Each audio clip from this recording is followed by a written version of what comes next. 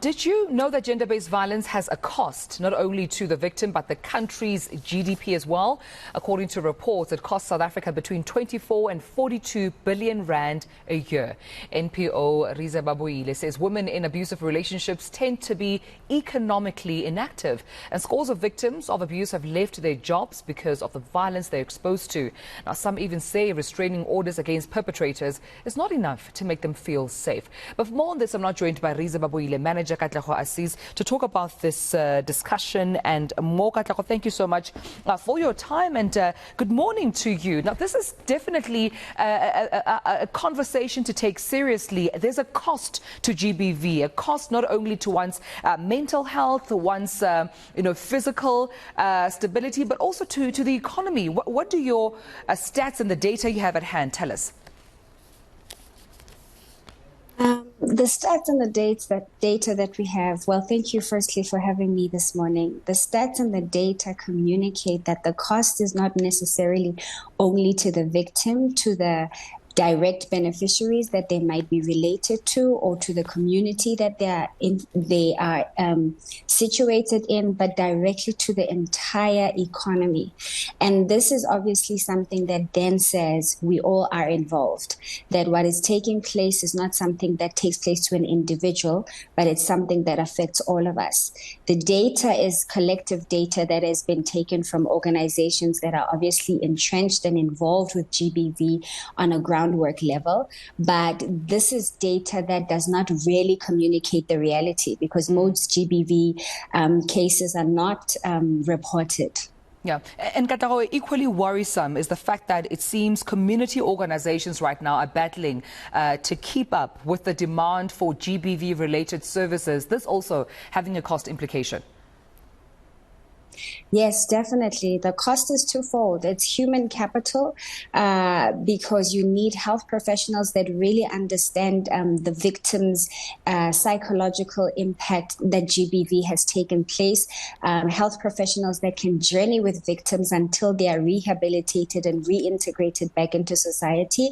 That's a cost that the healthcare system does not necessarily know how to share at the moment. And obviously the monetary resources, where you need medical equipment and all sorts of things to deal with injuries that GBV victims really experience. Yeah, and also in terms of preventing organizations to predict the demand for GBV-related services, that's also equally, a concern there, because we've just mentioned a point about some of the unreported incidents in this country. So a lack of data then equally affects organizations, community organizations on the ground, doesn't it? Yes, because you are inadequately prepared for the response that you need to give appropriately to the magnitude of what would then happen. So you have GBV cases that are much more than what you have prepared for, and then your responses become, are not effective and efficient in that case. So the lack of reporting at the same time leads us to places where we report cases too late. By the time we're reporting a murder, by the time we're reporting a rape, we're too late, actually. Katlego, I also want to talk about the direct economic impact that GBV has on women. One of the things that is equally concerning is that it seems women either can't find employment due to GBV, or they cannot keep their jobs due to GBV. What have you found there in some of the incidents that women find themselves in as far as GBV is concerned in the workplace and with employment? It's twofold. One, it's psychological. It's linked to the shame that's related to GBV. When a woman has experienced GBV, there are often physical evidence. There's physical evidence that a woman may have, marks and so forth. And it's not always adequate that they can hide it properly within work. And sometimes the physical implications on your body and so forth, you may need more time of work, and not having communicated that this is perhaps the scenario at home, then leads to bosses, saying that you are not performing and so forth. So there are many elements related to it from an HR perspective and a workforce perspective.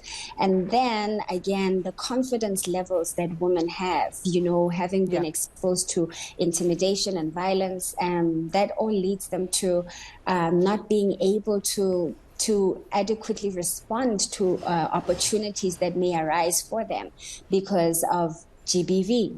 And my last question to you, to that point, what active role can employers, organizations, companies then play to ensure that this number that you're sharing with me, GBV costing SA between 24 billion to 42.4 billion rand every year, how can they contribute to ensure that number goes down? How can they contribute so that the mental health, the physical well-being of women and the ability to keep their jobs is intact?